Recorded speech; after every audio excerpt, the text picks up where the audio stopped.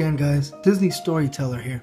I read tons of books so you don't have to go to the library and just watch them from the comfort of your home. Today I'm going to read to you By the Dawn's Early Light. It's a book about a very cozy family. They love each other very much, and her mother works very hard. I'm going to divide it in two parts because it's longer than usual. I hope you guys like it.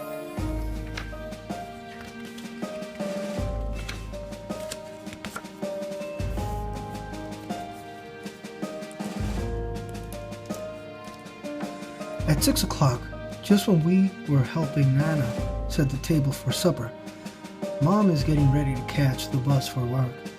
Josh scowls as he puts the knives and forks by the plates. "I always do the knives and forks," he whines at Mom, rushes out the door. But he does it anyway.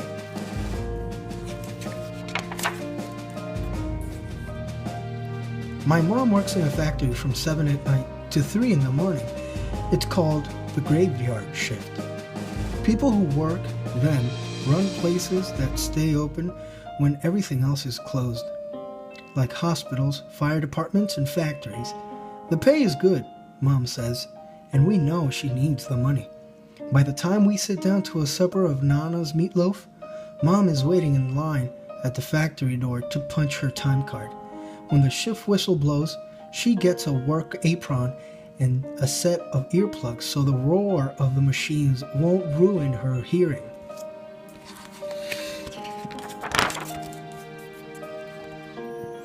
After supper, I help dry the dishes. Josh hands the plates and cups to Nana when I'm done drying, and she puts them in the cupboard.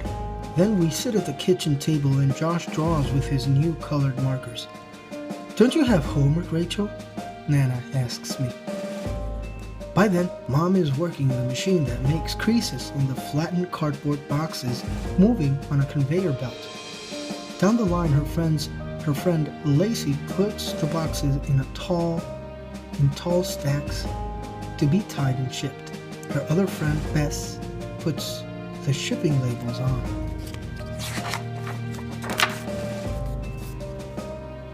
I find my notebooks and get down to work while Nana peeks over my shoulder.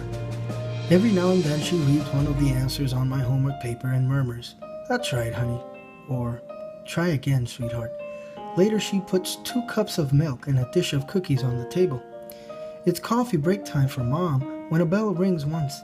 She turns off the machine and gets her coin purse. Mom, Lacey, and Bess walk through the factory to the cafeteria, where they sit and talk and maybe play a hand or two of rummy. When the bell rings again, it's back to work. Soon, it's time to take our baths and put on our PJs. We brush our teeth, give Nana a kiss, and crawl into our beds. Nana reads a story to Josh, who can't fall asleep without, then goes downstairs to watch the TV news. When our hall clock chimes 11, Mom hears the lunch bell ring twice. She shuts down the machine and heads for the cafeteria with Bess and Lacey for a whole half hour. Her favorite dish is the local tomato stuffed with tuna salad and extra oyster crackers. She stops in the ladies' lounge to brush her teeth before she goes back to work again.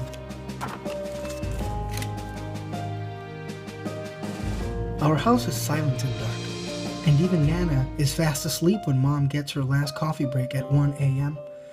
Then, before the dawn's early light, the shift whistle blows.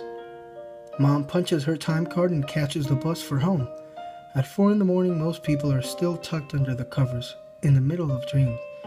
But some people are just coming home, like Mom.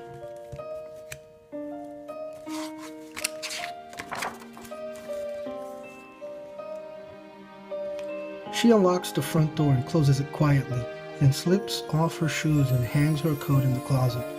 While the street lamps hum and cast a cool white light, she sits in a chair, rubs her toes, and puts up her feet for good circulation. Sometimes I wake up when I hear Mom unlock the front door. Slipping out of bed, I tiptoe to Josh's room and wake him up. "Mom's home," I whisper, and he rubs his eyes. I helped him put on his robe with the matching slippers.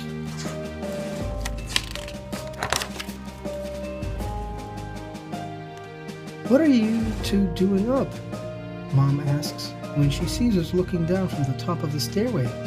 She smiles and opens her arms wide, and we come down the stairs, kneeling on each side of the chair.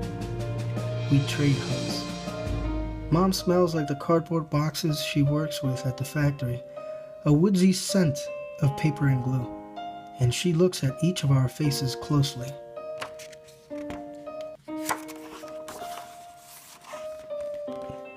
"Who's hungry?" Mom asks, and we follow her into the kitchen. She cuts up oranges to make fresh squeezed juice, and the smell of orange peels fills the kitchen.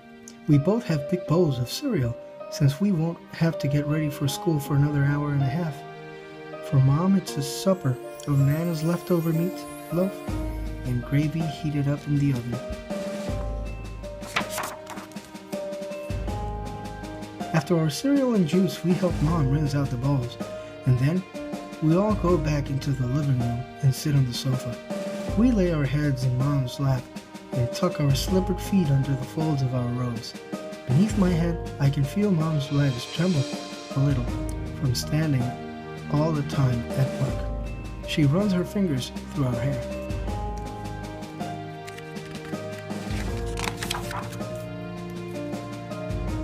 "What did you do while I was at work?" Mom asks, and we take turns telling her.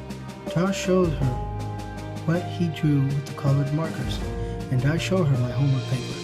Mom looks at it very carefully, finds a few mistakes, and helps me fix them.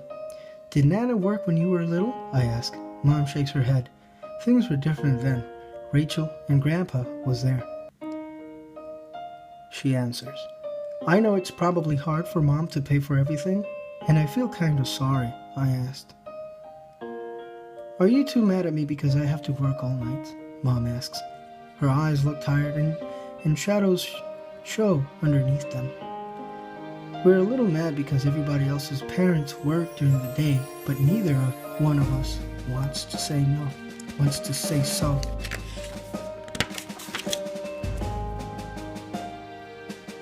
I shake my head and start to tickle Mom under her arms, hoping she can't see how I really feel. Josh starts to tickle her too, and we got her laughing so hard that she yells, I give, to make us stop.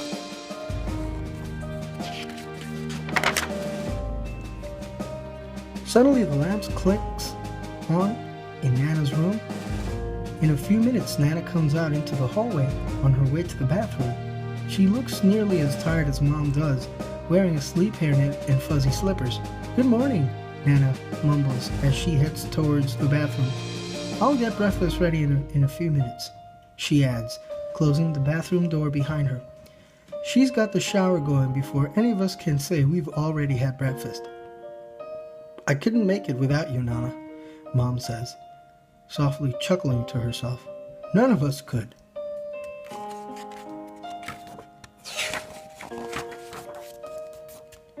The three of us sit together on the sofa and watch the pinkish gold sunrise through the living room window.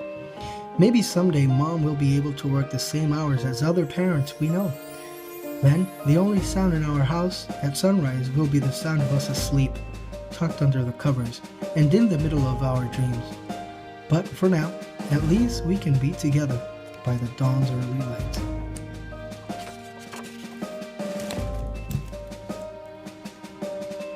Well, that's it, guys. I thought the book was going to be longer, but there you go. It was enough to fit in the video. There you have it. Also, I'm sorry about my voice today. I'm a bit under the weather, but I hope you enjoyed the book still. And remember, guys,